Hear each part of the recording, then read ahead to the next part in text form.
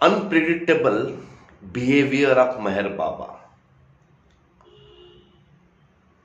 कुछ अनसुनी बातें हैं मेहर बाबा के बारे में, आपने सुनी भी नहीं होगी।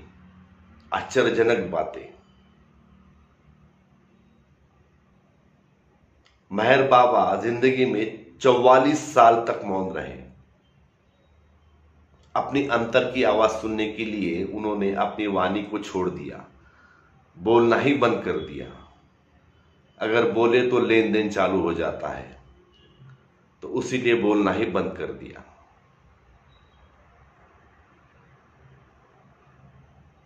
मेहर बाबा का एक आश्रम था हैदराबाद में।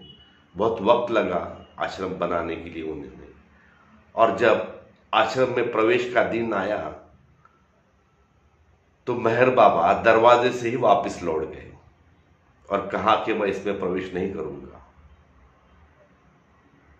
अजीब बात मालूम लगती है आपको, लेकिन उसी रात वो आश्रम गिर गया, वो मकान बनाया था। मेहर बाबा को पता नहीं है लेकिन उनका अंदर से आवाज आई, आश्रम में नहीं जाना है, तो नहीं गए।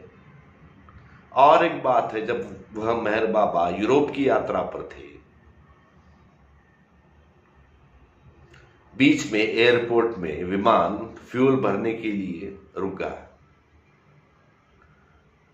बाद में तैयार होगा उड़ने के लिए, तो मेहर बाबा ने मना कर दिया प्लेन में चढ़ने के लिए।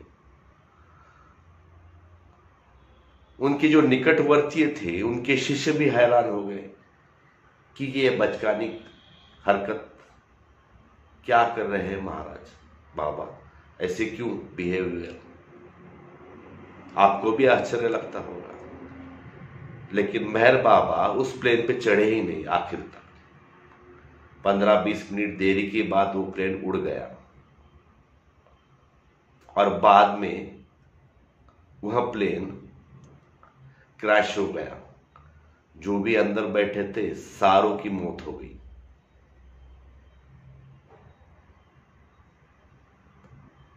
अब आप बोल सकते हो कि मेहर बाबा ने बाकी लोगों को क्यों नहीं उतारा। मेहर बाबा को अंतर से आवाज आती थी कि भाई ये करना है या नहीं करना है। मन में आया, आवाज आई, प्लेन में नहीं चढ़ना है, नहीं चढ़े।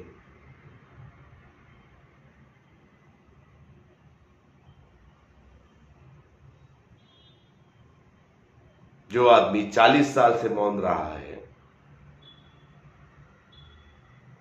अंदर की आवाज सुनने के लिए,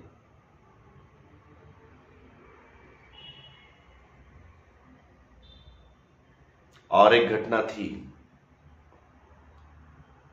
मेहर बाबा की।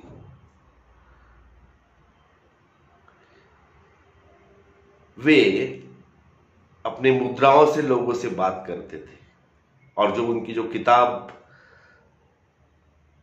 बनी है द गॉड स्पीक,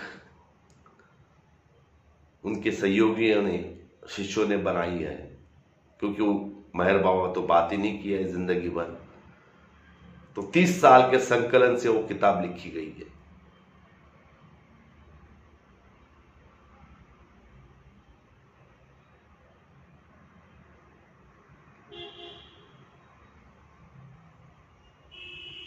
(1925) से मेहर बाबा ने बोलना बंद कर दिया। लगभग 44 साल तक मौन रहे,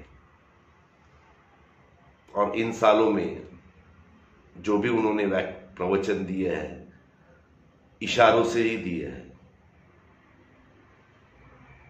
हमेशा उनके साथ एक द्विभाषिक रहता था, वो इशारों से बोलते थे और वहां उनके जो अनुयायी है वो समझाते थे।